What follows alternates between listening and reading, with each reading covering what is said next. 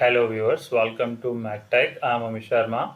In this video, we are going to solve previous year question of linear algebra from CSIR Net Mathematics from the year 2011 to 2021. This is part 12 of the video. If you haven't seen the previous part, you can visit my channel or you can find link in the description box. The topic is matrices and its application. Now all the questions are from the part C. So there are more than one options. So without a delay, let's start. Now question is, let M be a vector space of all 3 cross 3 real matrices and let A be a 3 cross 3 matrix having element 2, 1, 0, 0, 2, 0, 0, 0, 3. Which of the following are subspace of M? Option A, X belongs to M such that XA equal to AX.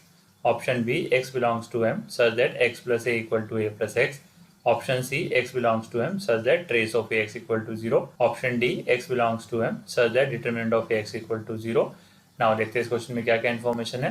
First information हमारे पास है कि M हमारे पास एक vector space है जिसमें all 3 cross 3 की real matrices हैं। हम एक A 3 क्रॉस 3 की मैट्रिक्स गिवन है जिसके एलिमेंट ये सब हैं और हमसे पूछ रहा है कि इनमें से कौन सा सब स्पेस होगा M के लिए। नाउ फॉर सब स्पेस ऑफ M मान लीजिए हमें प्रूव करना है कि जो W है वो सब स्पेस है M का।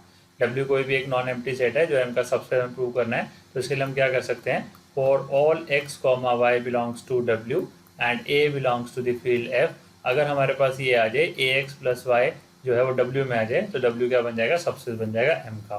तो इसी के बेस पर हम इन सारे सेट को ट्राई करते हैं। अब देखो ये हमारे पास कह रहा है कि जो X मैट्रिक्स है वो M में बिलोंग करती है और X कैसी है, हमारे पास 3 क्रॉस 3 की मैट्रिक्स है और वो इस कंडीशन को सेटिस्फाई करता है। अब सबसे पहले चेक करते हैं कि क्या ये सेट एम्प्टी है। तो हमारे पास एक जीरो मैट्रिक्स ले लीजिए आप 3 क्रॉस 3 की, 0 0 0 0 0 0 0 0 0।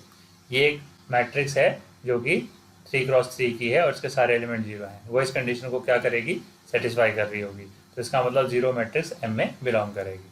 नाउ हम क्या करते हैं, हम दो एलिमेंट्स ले लेते हैं, एक x और एक y। ये 3 क्रॉस 3 की मैट्रिक्स है जो कि कहाँ से होंगी, M से होंगी। अगर ये दोनों M से होंगी तो इस कंडीशन को क्या करेंगी, सेटिस्फाई करेंगी। इसका मतलब क्या होगा, x इंटू ए किसके इक्वल होगा, a इंटू एक्स के इक्वल होगा। सिमिलरली y भी सेटिस्फाई करेगा तो जो y इंटू ए है वो भी किसके बराबर होगा, a इंटू वाई के बराबर होगा। अब हम क्या कर सकते हैं, एक a ले लेते हैं जो कि कहाँ से लेता है, फील्ड R से, क्योंकि यहाँ पर हमें कैसी मैट्रिक्स गिवन है, रियल मैट्रिक्स गिवन है। नाउ हमें चेक करते हैं कि ax plus Y whether belongs to M और नॉट। अगर ax प्लस वाई M में आ गया तो ये क्या बन जाएगा, सबस्पेस बन जाएगा। कैसे बनेगा सबस्पेस, देखिए इसके लिए हमें क्या करना पड़ेगा, सबसे पहले चेक करना है M में आने के लिए दो कंडीशन है। पहला कि वो एक 3 क्रॉस 3 की मैट्रिक्स है। अब हमारे पास x एक 3 क्रॉस 3 की मैट्रिक्स है, ax स्केलर मल्टीपल है तो ax भी 3 क्रॉस 3 की मैट्रिक्स होगी, y भी एक 3 क्रॉस 3 की मैट्रिक्स होगी। अगर आप इन तीनों का सम करेंगे तो ये भी क्या बनेगी, 3 क्रॉस 3 की मैट्रिक्स बनेगी। तो फर्स्ट कंडीशन तो मेरी सेटिस्फाई हो रही है। दूसरी कंडीशन है कि x से ax के बराबर आना चाहिए। तो आप क्या करिए, दोनों तरफ a से मल्टीप्लाई कर दीजिए। मैं इसको यहाँ लिख रहा हूँ ax plus Y into A, ठीक है, बन जाएगा आपके पास ax a plus Y into A. Now हमें पता है x a की वैल्यू किसके बराबर है, ax के बराबर है, तो आप सब्स्टिट्यूट कर दीजिए, बन जाएगा a इंटू ax। और y की वैल्यू किसके बराबर है, a इंटू वाई के बराबर है। तो आप यहाँ से a कॉमन ले लीजिए, तो a लेने के बाद ये क्या बचेगा आपके पास, ax प्लस वाई। तो अगर आप ध्यान से देखेंगे ax plus Y into A की value a into ax plus Y आ रही है। हमारे पास ये चाहिए था x into a into X के बराबर होना चाहिए था। दिस इम्प्लाइज जो ax प्लस वाई है वो किसको बिलोंग कर रहा है, m के लिए। अब यहाँ पर x और y आर्बिट्रेरी है, तो कोई भी वेक्टर्स अगर आप लेंगे जो कि 3 क्रॉस 3 की मैट्रिक्स होंगी m में से, उस कंडीशन को क्या करेंगी, सेटिस्फाई करेंगी। इसका मतलब हमारे ऑप्शन क्या हो जाएगा, करेक्ट हो जाएगा, ये सबस्पेस बन जाएगा। नाउ सिमिलरली हम इसके लिए ट्राई करके देखते हैं। यहाँ पर क्या कंडीशन है, अगर x और y दोनों m से होंगे तो इस अकॉर्डिंग टू दिस कंडीशन क्या होगा हमारे पास। अगर हम b पार्ट के लिए ट्राई करके देखें तो x प्लस a की वैल्यू किसके बराबर आएगी, a प्लस एक्स के इक्वल आएगी। सिमिलरली जो y प्लस a की वैल्यू है वो भी किसके इक्वल आएगी, a प्लस वाई के बराबर आएगी। ना हम फिर चेक करते हैं ax प्लस वाई, इसमें हमें क्या ऐड करना पड़ेगा, प्लस a करना पड़ेगा। अब हमें देखना है कि क्या ये इक्वल आता है। देखो हम इसे कैसे लिख सकते हैं, ax plus Y plus a लिख सकते हैं। अब देखो y प्लस a की वैल्यू किसके बराबर है, a प्लस वाई के बराबर है। आप यहाँ से चेंज कर लीजिए, बनेगा ax plus a plus Y. अब इसमें से आप a को पहले लिख लीजिए प्लस और इसको बाद में लिख दीजिए ax प्लस वाई। तो हमें देखो A X plus Y plus A equal to A plus A X plus Y आ रहा है, मतलब ये कंडीशन भी क्या कर रही है, सेटिस्फाई कर रही है। तो बी भी हमारा क्या बनेगा, सबस्पेस बन जाएगा। नाउ पार्ट सी के लिए चेक करते हैं। पार्ट सी में कहता है एक्स एम से है such that trace of X equal to 0। हमने यहाँ एक्स एम से लिया, this implies trace of A X इसके इक्वल आएगा 0। सिमिलरली वाई भी एम से है, this implies trace of A Y भी क्या होगा हमारे पास 0।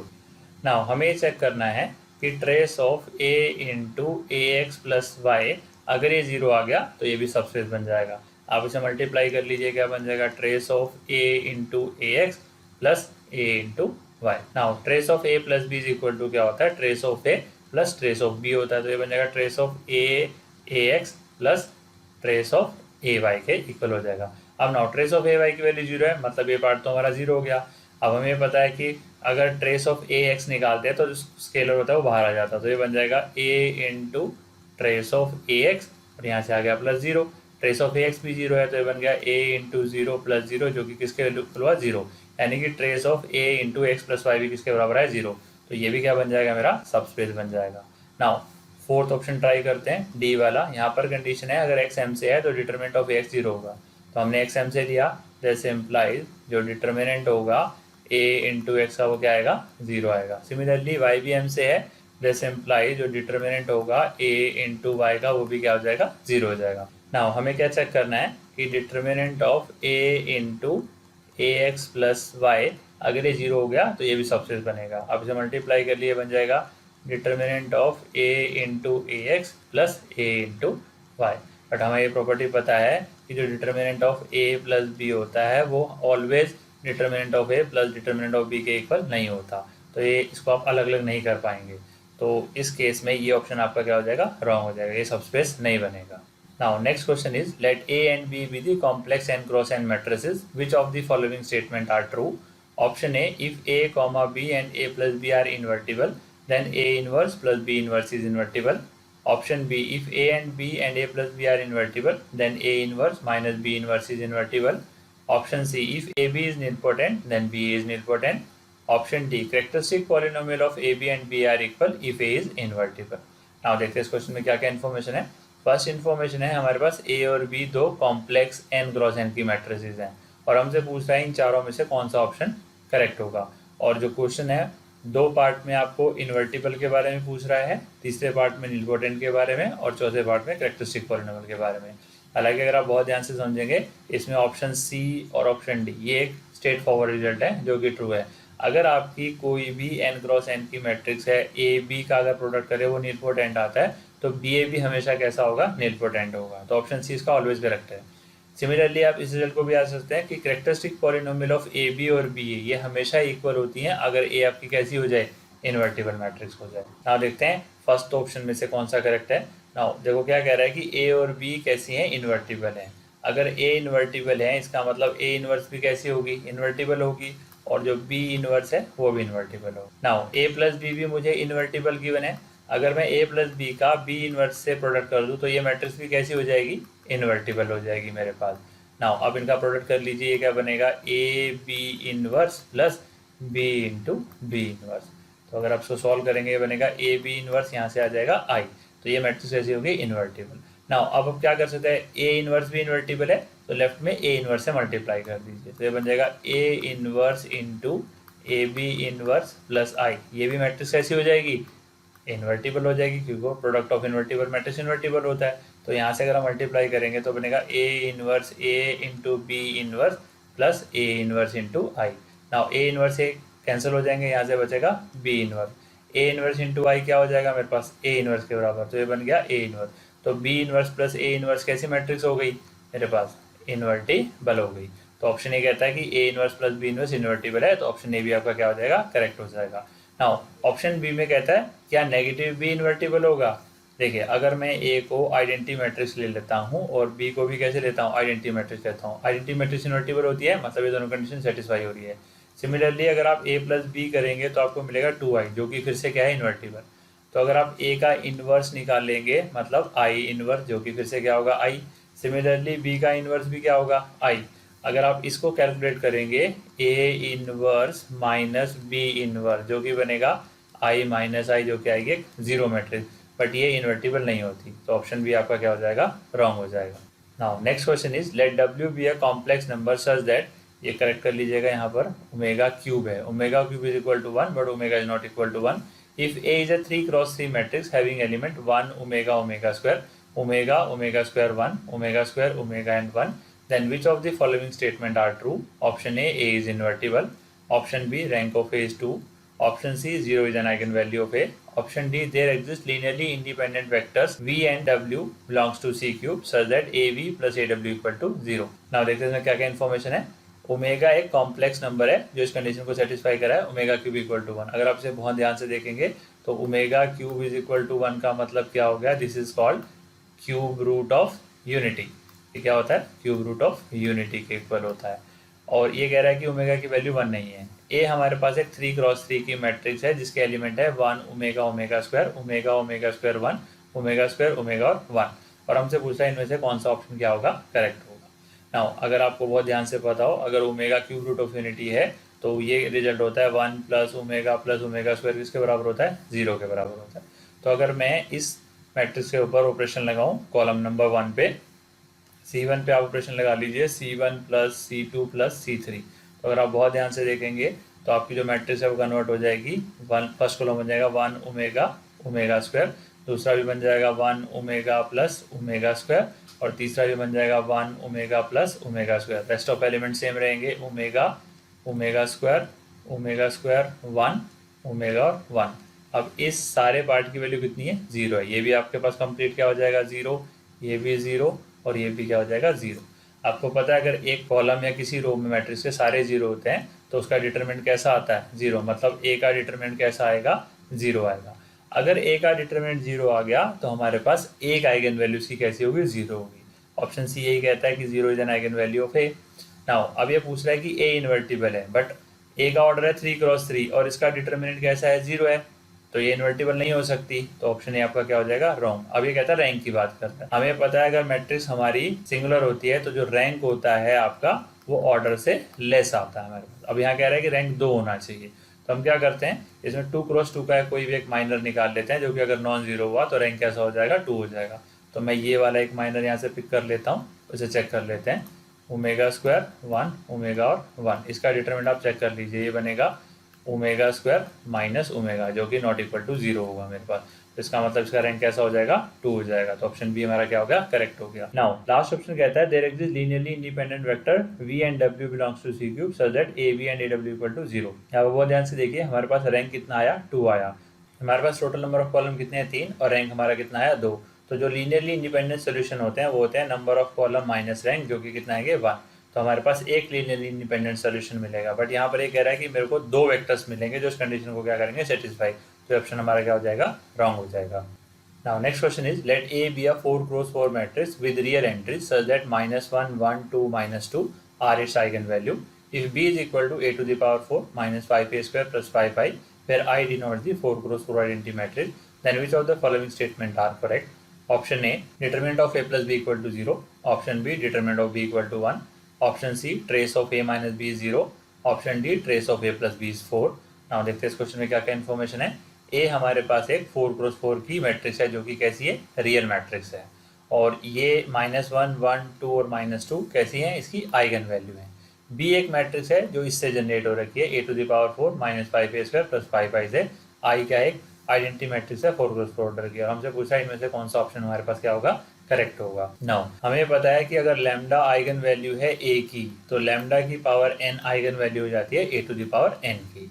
नाउ अगर मुझे a की पावर 4 की आइगन वैल्यू निकालनी है तो क्या मिलेंगी, the eigen value of a to the power 4 क्या क्या बन जाएंगी, इसमें सबकी पावर 4 कर दीजिए, -1 to the power 4, 1 to the power 4, 2 to the power 4 और -2 to the power 4। तो जो a की पावर 4 है इसकी आइगन वैल्यू बन जाएगी 1 1, 2 to the power 4 16, -2 to the power 4 is 16। तो a की पावर 4 की आइगन वैल्यू ये बन जाएंगी। सिमिलरली a स्क्वायर की आइगन वैल्यू क्या होंगी, इन सब का स्क्वायर कर दीजिए, ये बन जाएगा -1 का स्क्वायर 1, 1 का स्क्वायर 1, 2 का स्क्वायर 4 और -2 का स्क्वायर 4। एंड 5a स्क्वायर की आइगन वैल्यू क्या हो जाएंगी, हमें ये भी पता है कि अगर लैम्डा आइगन वैल्यू है a की तो k into lambda eigen value हो जाती है k इंटू a की। तो आप हर एक आइगन वैल्यू को 5 से मल्टीप्लाई कर दीजिए, तो ये बन जाएगा 5 5 20 एंड 20। और हमें पता है आइडेंटिटी की सारी आइगन वैल्यू कैसी होती है, 1 होती है। तो 5i की जितनी भी आइगन वैल्यू होंगी वो क्या बनेंगी, 5, 5, 5, 5। नाउ अगर हमें b की सारी आइगन वैल्यू निकालनी है तो हमें किसकी आइगन वैल्यू निकालनी पड़ेगी, a की power 4 minus 5a square plus 5i की आइगन वैल्यू निकाल लीजिए। Now first eigen value a की पावर 4 की 1 है, यहाँ से कितना आ जाएगा -5 और यहाँ से कितना आ जाएगा 5। तो 1 - 5 प्लस 5, ये एक आइगन वैल्यू हो गई। सिमिलरली 1 - 5 प्लस 5, ये दूसरी आइगन वैल्यू होगी। 16 - 20 प्लस 5, ये तीसरी आइगन वैल्यू होगी। एंड 16 - 20 प्लस 5, ये चौथी आइगन वैल्यू होगी। तो जो b है इसकी आइगन वैल्यू क्या क्या होगी, ये -5 से 5 कैंसिल हो जाएगा, ये -5 से 5 कैंसिल हो जाएगा। तो यहाँ से मिला मुझे 1, यहाँ से मिला 1, ये 16 + 5 21, और यहाँ से भी मुझे कितना मिला 1, और ये 16 + 5 21, यहाँ से भी मुझे कितना मिला 1। तो जो b की सारी आइगन वैल्यू है वो कैसी है, 1 1 1 है। अब हमसे पूछ रहा है कि a + b का डिटरमिनेंट 0 होना चाहिए। नाउ a की सारी आइगन वैल्यू ये हैं, b की सारी आइगन वैल्यू हैं, तो a + b की सारी आइगन वैल्यू कैसे हो जाएंगी, इनका सम कर दीजिए। -1 + 1 0, आगे कर दिए 1 + 1 कितना आएगा 2, आगे आएगा 2 + 1 कितना होगा 3, और -2 + 1 कितना हो जाएगा -1। अब डिटर्मिनेंट के लिए हम क्या करते हैं, इनका प्रोडक्ट कर देते हैं, सारे आइगन वैल्यू का प्रोडक्ट कर दिए। तो डिटर्मिनेंट ऑफ a + b कितना आ जाएगा, इनका प्रोडक्ट करेंगे तो 0, और ये कह रहा है कि डिटर्मिनेंट ऑफ a + b 0 है, तो ऑप्शन ए आपका क्या हो जाएगा, करेक्ट हो जाएगा। नाउ अब पूछा है डिटर्मिनेंट ऑफ b क्या है, तो अगर b की सारी आइगन वैल्यू का प्रोडक्ट करेंगे तो डिटर्मिनेंट ऑफ b निकल जाएगा। तो डिटर्मिनेंट ऑफ b कितना आएगा, 1 आएगा। तो ऑप्शन बी ये कहता है डिटर्मिनेंट ऑफ b 1 होना चाहिए, जो कि क्या है, करेक्ट है। नाउ नेक्स्ट में पूछ रहा है ट्रेस ऑफ a - b 0 होगा। तो आप क्या करिए, a - b की आइगन वैल्यू निकाल लीजिए। a - b की आइगन वैल्यू के लिए क्या करेंगे, a की आइगन वैल्यू को b की आइगन वैल्यू से माइनस कर देंगे। तो ये बन जाएगा -1 - 1 माइनस के 2, 1 और ये 1, ये कितना बन गया 0। 2 - 1 कितना हो गया 1, -2 और -1 करेंगे तो कितना आ जाएगा -3। तो ट्रेस क्या होता है, सम ऑफ आइगन वैल्यू होता है, यानी कि ट्रेस ऑफ a - b करेंगे तो इन सबका सम करना पड़ेगा आपको। ये बन जाएगा -2 - 3 -5, ये बनेगा -4। बट ये कह रहा है ट्रेस ऑफ a - b 0, तो ऑप्शन क्या हो जाएगा, रॉन्ग हो जाएगा। ना फोर्थ ऑप्शन में कहता है ट्रेस ऑफ a + b 4 होना चाहिए। तो आप a + b की आइगन वैल्यू का सम कर लीजिए यहाँ से। तो जो ट्रेस ऑफ a + b आएगा वो इन सबकी आइगन वैल्यू का सम आएगा। 0 + 2 + 3 + 1 कितना आ जाएगा 4। तो ऑप्शन डी आपका क्या हो जाएगा, करेक्ट हो जाएगा। Thank you very much for watching my video. If you like the content, please do like, share and subscribe my channel. If you have any query, comment me. Thank you very much.